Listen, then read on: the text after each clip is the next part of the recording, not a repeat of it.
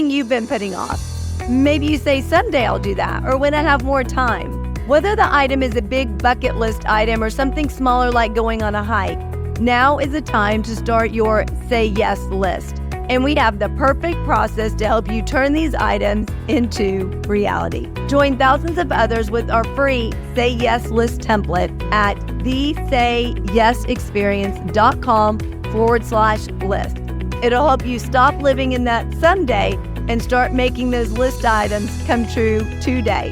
So download it now at thesayesexperience.com/list. Welcome to the Say Yes Experience podcast, where we inspire you to get out of your comfort zone and into possibility. Our mission at the Say Yes Experience is to empower 10 million people to say yes. If you're new here, welcome. We're thrilled you're here. I'm Jessica Rector. I co-founded the Say Yes Experience with my then 9-year-old son Blaze, based off his idea to let's just say yes to things. I'm one of the top experts on burnout, and companies and conferences hire me to present on mental health, wellness, and burnout prevention. As the #1 best-selling author of 11 books, keynote speaker, and a burnout specialist, I've seen so much with our clients.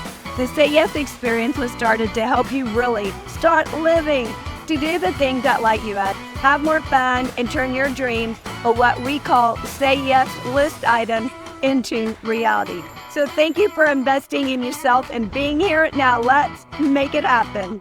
We all experience it. Yet it's something that can be challenging to discuss. As a grieving mom, Suzanne Jabour has found meaning in her loss through opening up conversations about grief, how it works, and how to support others experiencing it. As a grief educator, Suzanne helps grievers lean in and chart their unique path with grief by helping you better navigate grief and knowing what to do when others you know are experiencing it too. So please help me welcome my guest today, Suzanne Jabour. Welcome to the show, Suzanne. We're excited that you're here. Now, you are a grief and trauma educator and coach, but you took a very specific path to get there. So tell us what led you down this path of doing what you're doing now. Thank you. Thank you for having me. First of all, I'm always grateful to anyone who will open this conversation about grief, which for many of us is just terrifying and we want to run away. So I said it's important. It's an important topic. It's so important. And I promise it's not going to be heavy and awful and sad and dreary. It really, really won't. So I come to this work, from my own grief experience and trauma, the most recent of which was the death of my son in September of 2020 at the age of 22. And as you can imagine, that was, if you can allow yourself to imagine, that was exactly as traumatic, devastating, disorienting, all the things as you would expect it to be. And, I'm so grateful it wasn't the first person close to me that I had lost in a weird way. Not that I was grateful that my parents had predeceased Ben, but it wasn't the first loss of someone who was integral to my life. So that was weirdly, I think, slightly helpful. Mm-hmm. And so much of what came at me and the way that I experienced grief was things I had never experienced before. And it was, as I said, as big, as disorienting, like I had, he had died. I had completely lost my own identity.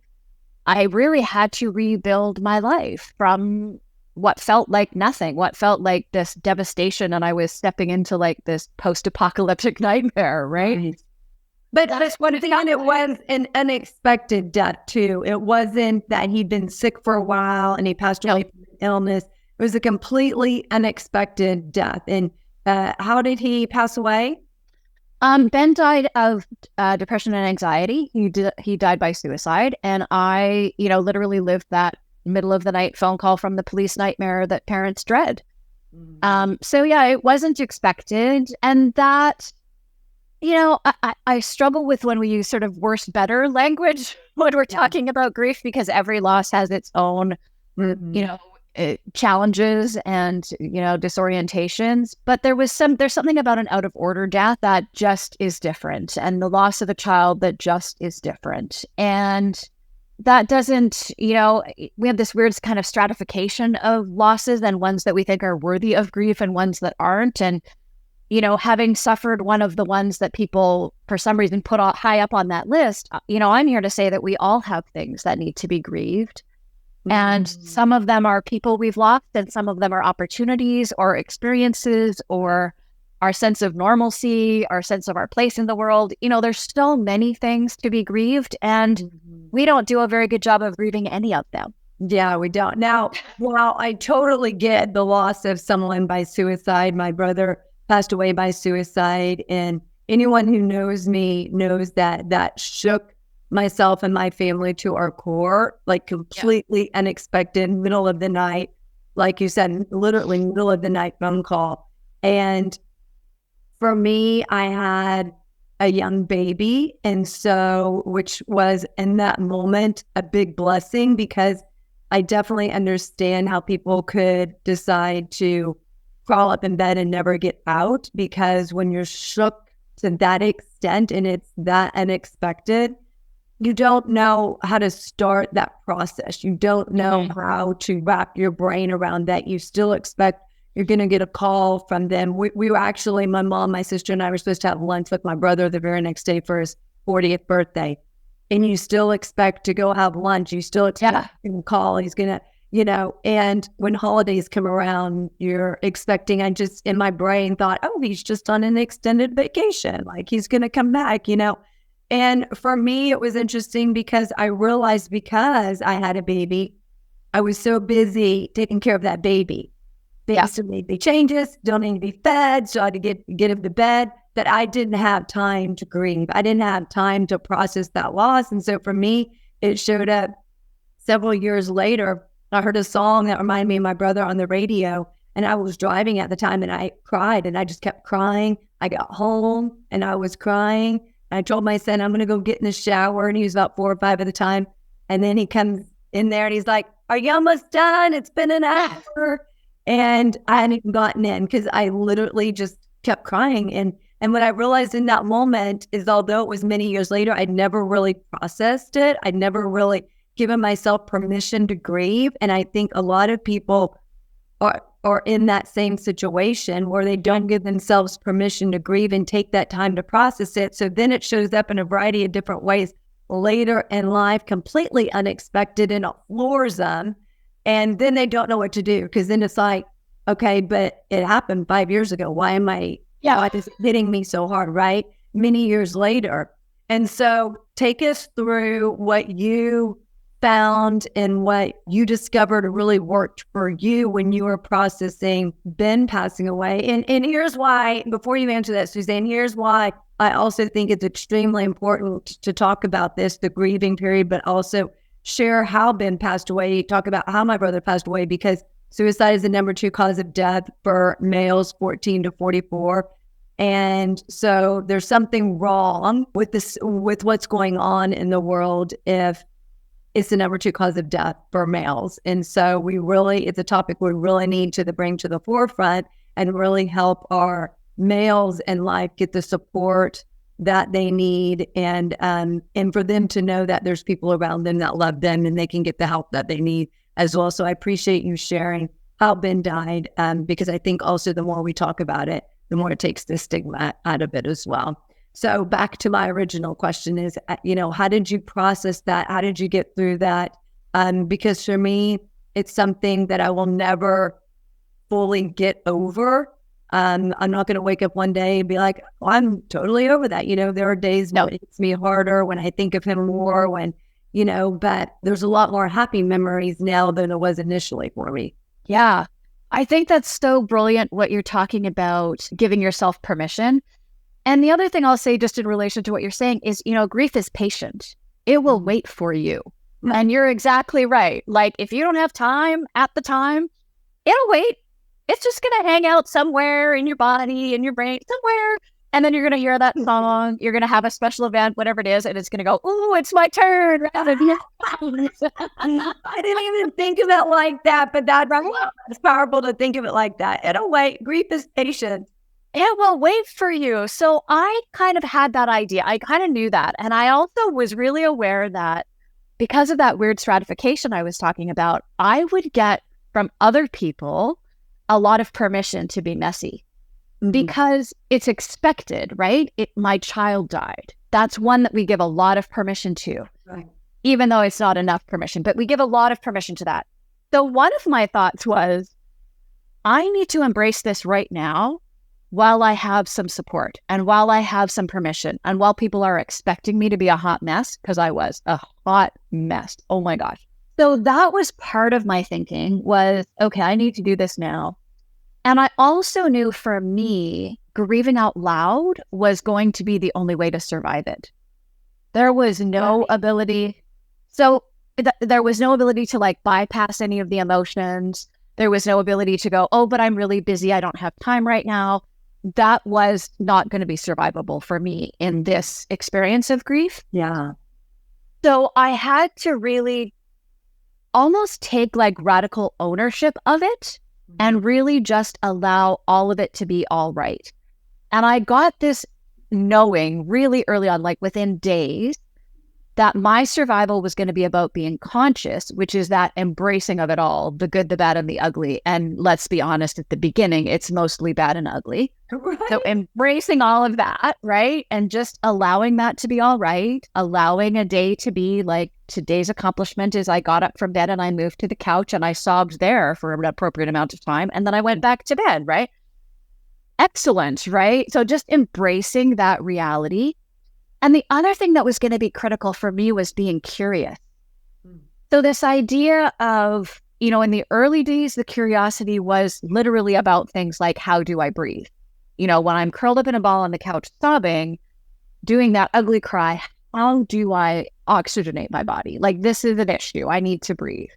And that actually became our mantra, my rule for my daughter and I. She was living with me at the time, as Ben was as well, was, you know, we could do one hard thing a day, because you have to do all kinds of really hard things when someone dies. You have to phone strangers to tell them so you can close accounts. Like, you have to do really horrifyingly hard things.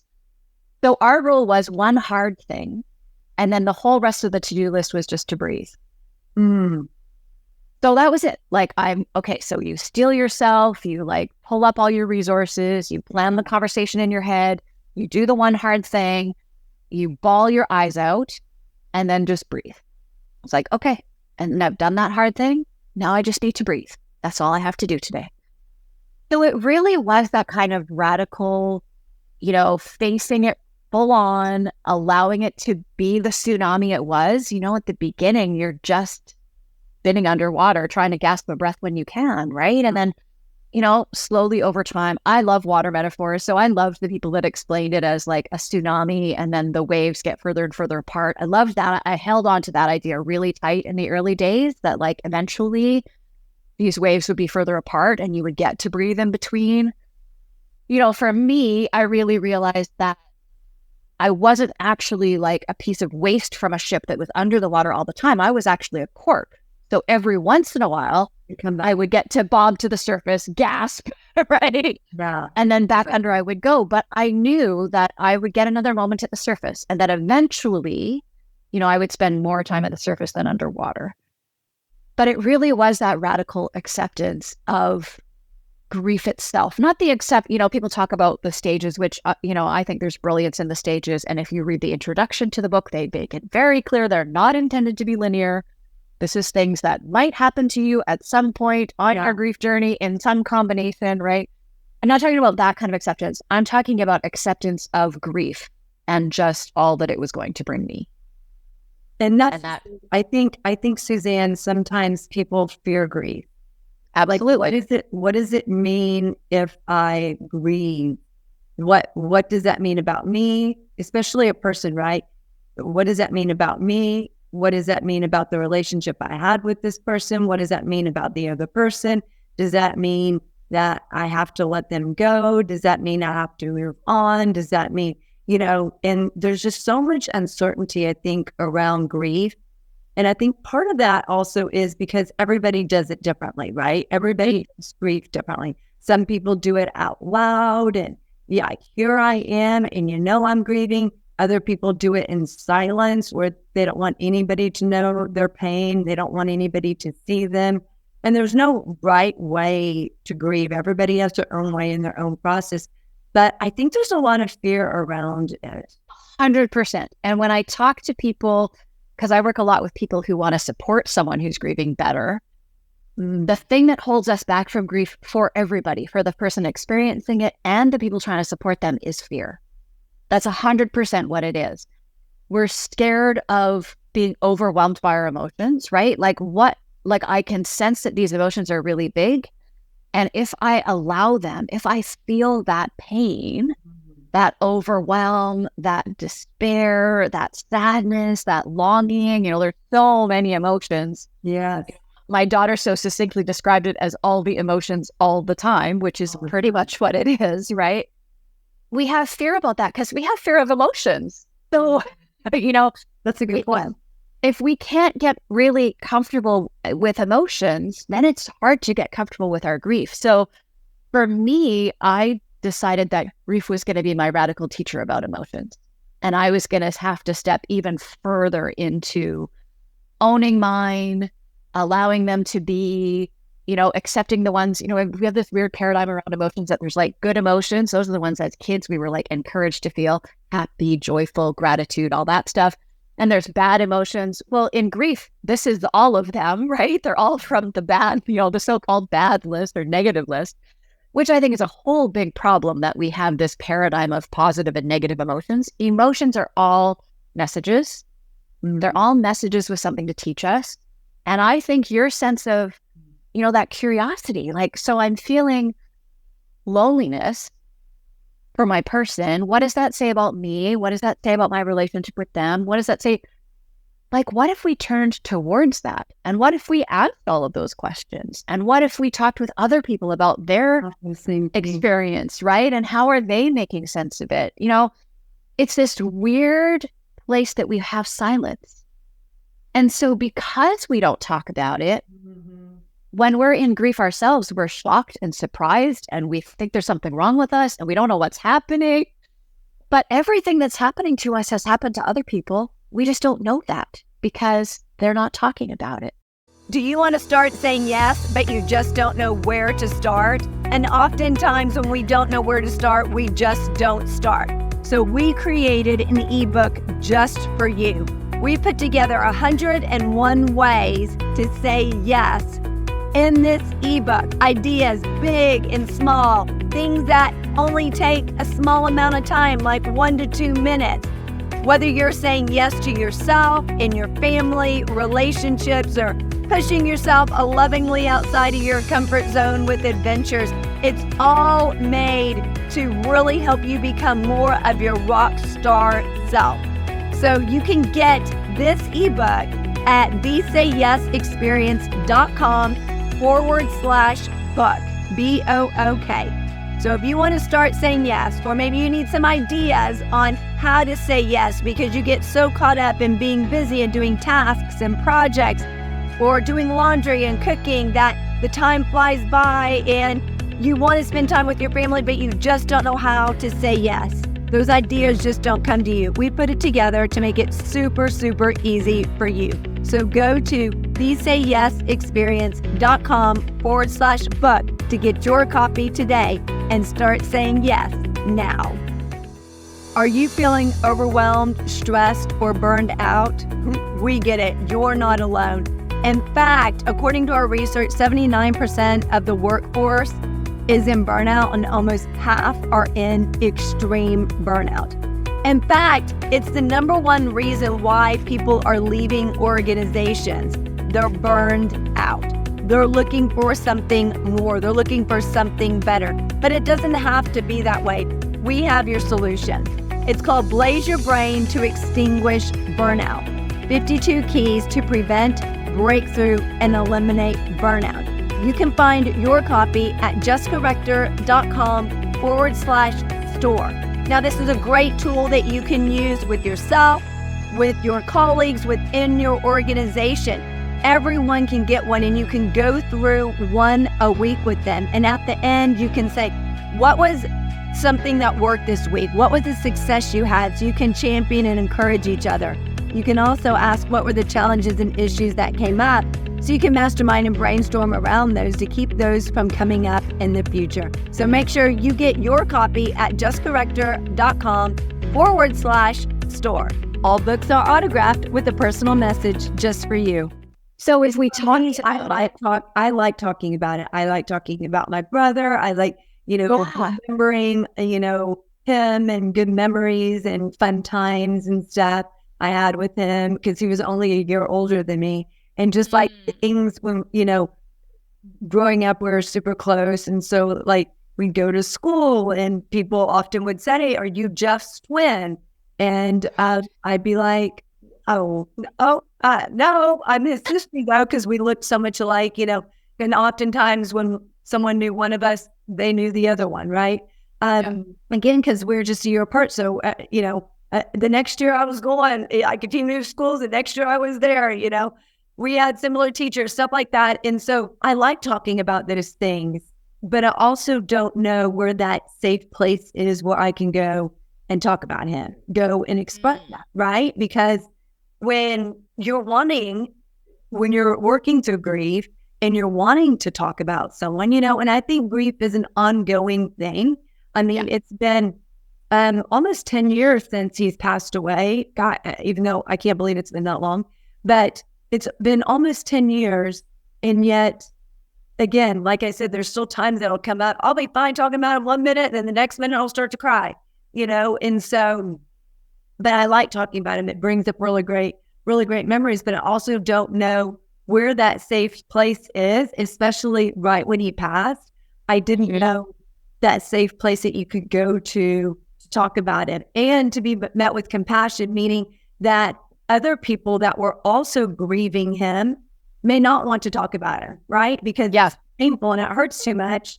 And then, so maybe you didn't feel like you could go and talk to him with that person. And then when you talk to him with someone else, you didn't really know him. It's like, but you didn't really know him. So, it's not the same. So where do you go and find that place that is safe for you, whatever that looks like, whether you want to talk about it or you don't want to talk about it? Like, where do you go and find that through the process of grieving? Yeah. And that's so important because grief needs to be witnessed. So we do need to find community. We need to find those places where we can grieve however we want to. And as you say, be received with compassion. So for me, I mean, there's all kinds of options. There's online communities. For me, I wasn't looking for a group. I didn't want to sit around with a bunch of other people having their own grief experience. I just needed to be really centered in mine and in supporting my daughter. I didn't have any space for anybody else's grief, especially in those early days. I was really lucky to find, I think because I was grieving out loud and people knew that I was talking about it and knew I wanted to talk about it. Yeah. I was really lucky to find about 3 friends who, a couple were in my sort of real inner circle. Some were more peripheral friendships before Ben died, but who were really able to just show up in that space of compassion. Yeah. Right. And that space of just acknowledging that it's messy and it's a little bit scary and none of us really know how to do it. And, even though that's true, I'm still here for you. Right. I'm here and we'll figure it out together. And interestingly, it was all people who had close losses. So all the people who, when I think about it now, I'm so focused on, how can I help people support each other better? Yeah. I really look at, who was able to show up for me and who that I expected to show up for me disappeared. And one of the commonalities is the people who were able to show up had all suffered close losses. And the people who hadn't. Like many of my friends still had both their parents. I didn't have either of my parents, but many of my friends still had both. So they hadn't even lost a parent yet. So they had really not experienced the kind of grief that I was experiencing. And there's something about having done it yourself that really allows you to show up in a way, I think we're all showing up in the way that we wish other people had done for us, right? So we all have that kind of sense of, wow, I really wish that people had done X, Y, or Z. And so then we try to do those things. So I would say if you're looking for support, I mean, you can find a professional, you can find a grief coach like me, and then look among your circle of friends and acquaintances for people who have had significant losses. And you can do a soft reach out to them. That's a really, there's a lot of potential within our own communities to find that support. And when it's not there, absolutely look for, a group. There's every kind of group right now, especially because so many are online. Yeah. That you can find an online group. You can find a grief expert or coach that, that is trained in how to hold that space for you, and who's okay with being uncomfortable with emotions, and okay on it, and okay, and who understands that this is ongoing. For me, my goal is not to get over it or get through it or move past it. That's not even part of what I contemplate, because all of that sends the subtext message that you're supposed to leave that experience behind you, which implies you're leaving your person behind you. Well, none of us want to do that. So what I talk about is integration. We want to get to integration, where I'm moving forward with this loss, with this hole in my life. And I'm building a life that acknowledges that hole. Yeah. I don't expect that hole to get filled in. There's no one else that can fill that place in my life. So true. Mm-hmm. So that hole's not getting filled in. I'm not trying to stuff it full of anything else. I'm just building a life around it where that hole is there. I love that.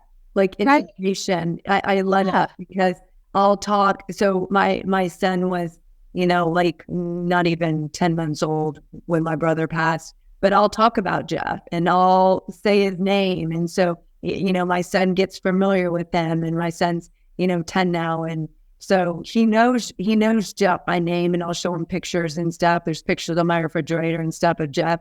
But my son had a school assignment where he had to list the people in your family.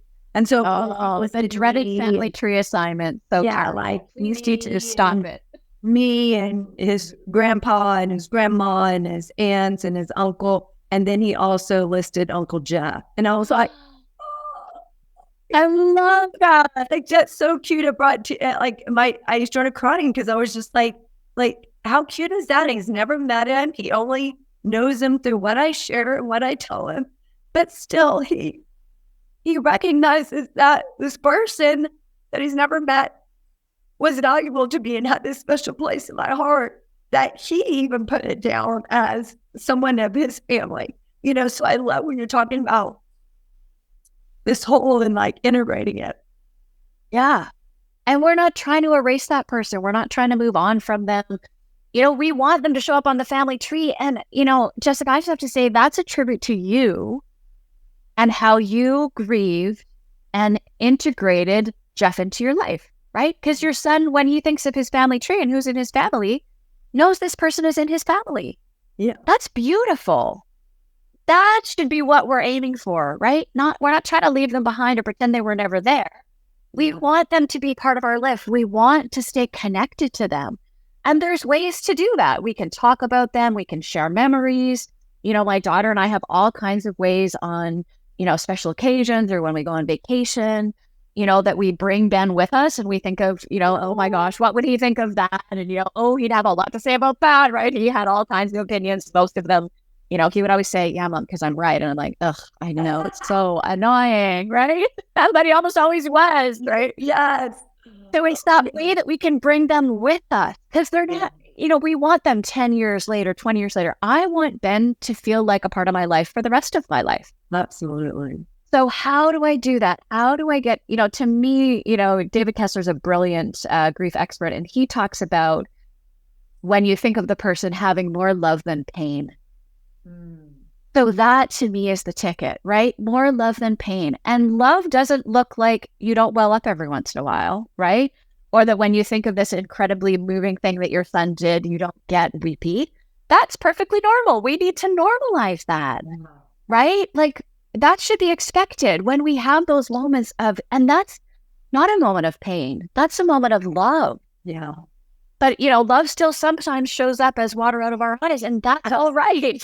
Absolutely. But, it's fascinating, just as you say that my first thought is when I am with someone else and they're thinking of someone who's passed away or something that they're grieving, and their eyes start to well up, they immediately say, oh, I'm sorry. And they start apologizing. And why are they apologizing? Because of it. And it just goes to show, like, we as a society need to normalize that, for people to be able to feel comfortable talking about it, to expressing their emotions in whatever way suits them at that time without feeling the need to apologize. Yeah, because if grief is going to happen to all of us, it is happening. I mean, right now, it has happened to all of us. We are all in it. And we're not talking about it, and we're not acknowledging it, and we're not letting those emotions flow, right? We're all expert stuffers of emotions, right? Certainly in North America. We are. Oh, that's our go-to, man. Oh, nope, not feeling that. Everything looks perfect. How are you? I'm good. Life's amazing. That's wonderful.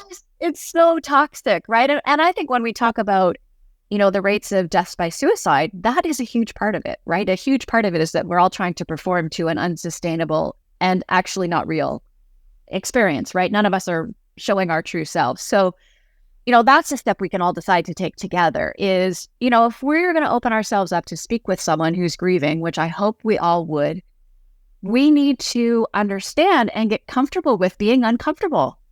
Yeah. Because right now, as a collective, those big emotions make us all uncomfortable. Oh, yeah. As a griever, I'm uncomfortable. As the person standing there watching them, we're uncomfortable. We need to just all then be comfortable with being uncomfortable. What do we say to someone, Suzanne? Like, talk about being uncomfortable. Oftentimes when someone's grieving, we don't know what to say. We don't want to say the wrong thing. So then we just don't say anything. And then we're not having that conversation we need to have. They don't know that we're there to support them because we don't know what to say or how to say it or what to do, what not to do. So what's a place like that we can start? So yes, exactly that. And then time passes and now we haven't said anything and now it's even more uncomfortable and now we're all isolated and and this feels awful and said anything and oh my gosh, I'm not a really good friend because I didn't say anything because I didn't know what to say and Yeah. Then we're all in shame-based meaning making and nobody can learn anything when you're in shame-based meaning making. So what we're going to do instead is just embrace that uncomfortable spot. It's going to be uncomfortable and you're not going to do it perfectly. And that's okay because perfection is an illusion anyways. Yeah. So if we can go heart-centered. So what I say to people is you have to get out of your head because your head wants you to come up with the perfect thing to say. Mm-hmm. There's no perfect thing to say. Mm-hmm. I wish I had come up with the one-size-fits-all perfect thing to say to a griever. It doesn't exist because it's different every time. It's different for each person. It doesn't exist. If you can go heart-centered and speak what's true from your heart, I believe you can do no harm, which is ultimately our goal. We all want to do no harm. Right. So if you are in that heart center, you're thinking, I'm just going to speak my truth. What if you said something like, oh my gosh, I don't know what to say. What I can say is, I'm so sorry this has happened. It's absolutely terrible. And I'm here for you. Whatever that looks like, as you figure it out, I'm going to touch base every once in a while and just reach out to you. And I don't expect you to answer me, but that's how I'll show you that I'm here. No, I love that. Yeah. What if you said something like that? Yeah. And not those exact words, because that's my words. I just made up right now. So, but it's about what from my heart would I say to this person? Because it's going to be different with each person you're talking to too, right? Your best friend, we're going to say something different to than your roommate.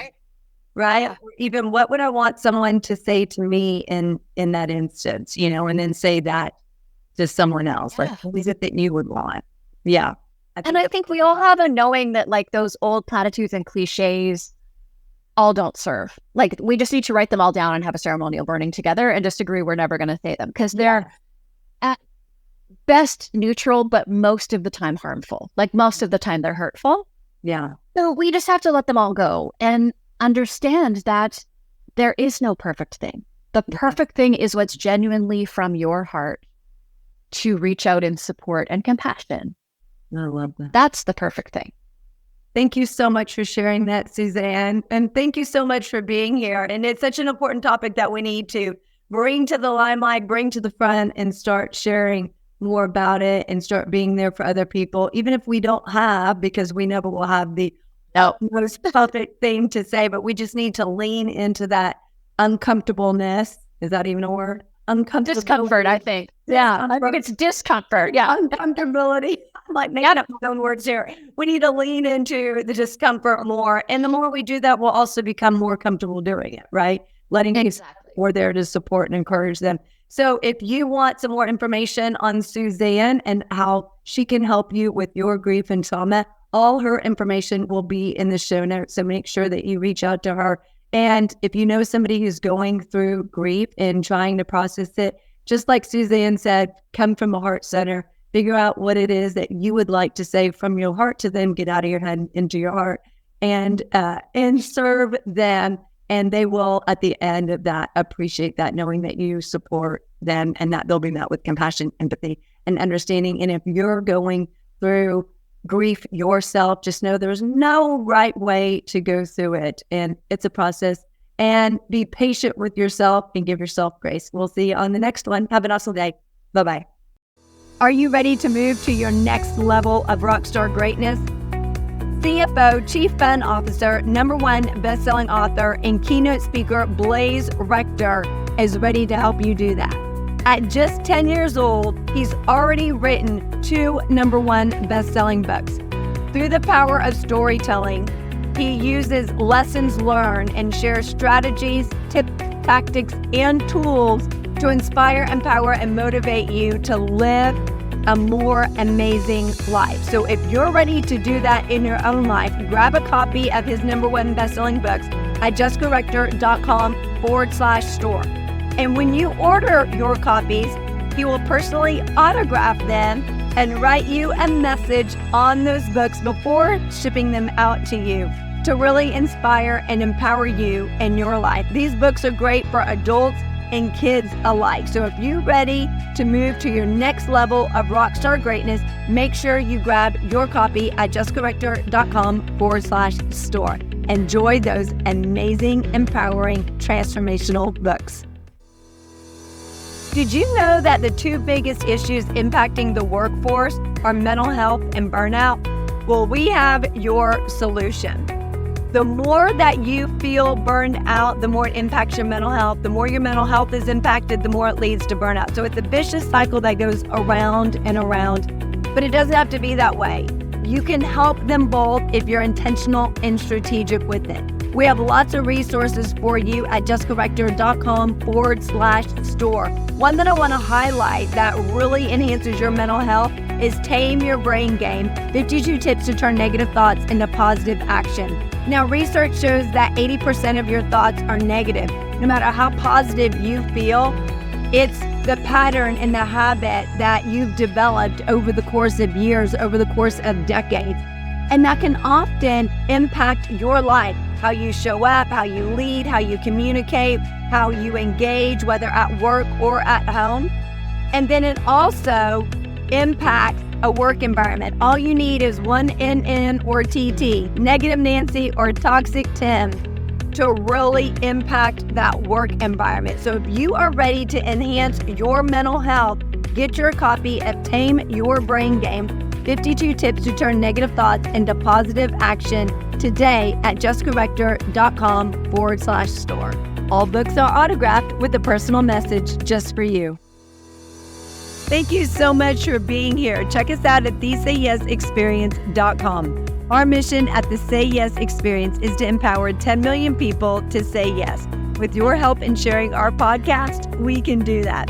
Follow us on all social media at the Say Yes Experience and join our free community at facebook.com/groups/the Say Yes Experience. Thank you again to our guest. You can find all the contact information for our guest in the show notes.